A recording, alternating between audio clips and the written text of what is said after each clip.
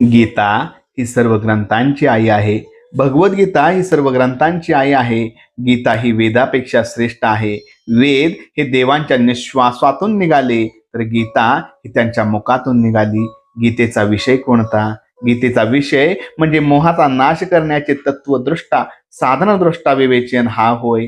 गीतेची सुरुवात म्हणजे अर्जुनाचा मोह झाला, याचा अर्थ असा की ज्याला कर्तेपणाच्या अभिमानाने असमाधान उत्पन्न झाले आणि त्यामुळे काय करावे आणि काय न करावे याची शंका त्याला उत्पन्न झाली. गीतेचा शेवट म्हणजे अर्जुनाचा मोह नाश पावला, याचा अर्थ असा की कर्ता परमात्मा आहे हे निश्चित झाल्यामुळे जीवाच्या कर्माचे सुखदुःख संपले. खरोखर गीतेचे रहस्य सांगावे ज्ञानेश्वर महाराजांनीच. भारतीय युद्धामध्ये परमात्मा पितांबर नेसून अर्जुनाच्या रथावर बसून रणांगणावर अर्जुनाला गीता सांगते झाले. पुढे हजारो वर्षांनी भगवंत कपडे बदलून आले आणि त्यांनी ज्ञानेश्वरी सांगितली. ज्ञानेश्वरी ही भगवंताची वाणी होय. त्यात सांगितल्याप्रमाणे आपण आचरण करावे.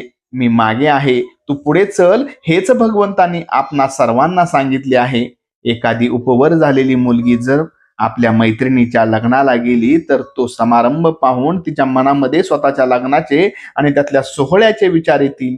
त्याप्रमाणे आपण पोथी ऐकत असताना त्यामध्ये वर्णन केलेल्या अवस्था आपल्याला कशा येतील याचा विचार करावा. आत्मनिवेदन म्हणजे मी कोण आहे हे कळणे होय. आणि प्रारब्धाच्या गतीने देहाला जी सुखदुःखे भोगावी लागतात त्यामध्ये आपण असल्यासारखे दिसावे, पण खरे मात्र नसावे. अशिलाचा खटला स्वतःचा आहे असे समजून वकील कोर्टामध्ये भांडतो, पण खटल्याचा निकाल कसाही लागला तरी त्याचे सुखदुःख मानित नाही. वरून मात्र अशिलाजवळ दुःख दाखवितो. अगदी असाच व्यवहार मी करतो. व्यवहार सत्य मानणाऱ्या लोकांच्या वावरण्याचे असेल तर बाहेरून त्याच्यासारखे वागणे जरूर आहे. असे वागत असताना आपले भगवंताचे अनुसंधान चुकू न दिले की व्यवहार हा खेळ बनतो. कधी हार तर कधी जीत. खेळात आपण हरलो काय आणि जिंकलो काय खऱ्या जीवनाच्या दृष्टीने सारखेच. तरी खेळ खेळताना मात्र तो जिंकण्याचा चांगला प्रयत्न करावा.